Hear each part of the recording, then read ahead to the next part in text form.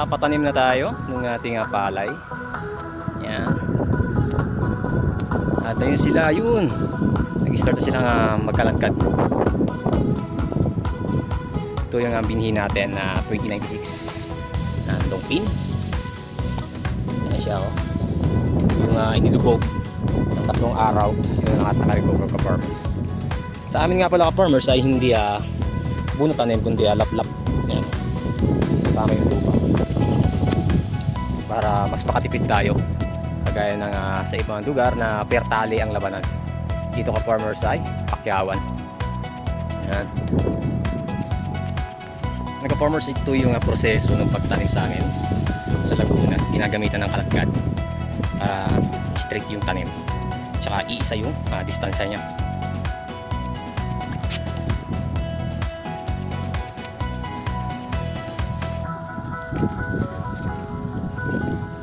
Saka naman susundan ng mga tumatanim ay sila.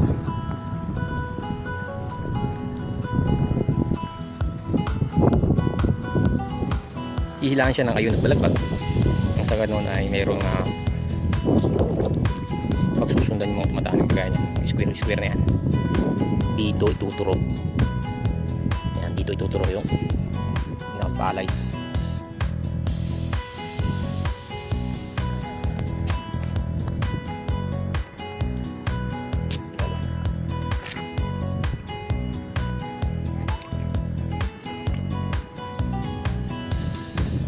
Kapag magbabayad muna tayo sa tanim. Yan, para hindi bumalik mamaya. Yan, dun sa 9,000 square meter. Kabayaran niyan 63. Kasi 700 na yung taniman sa amin ng hybrid. Yan.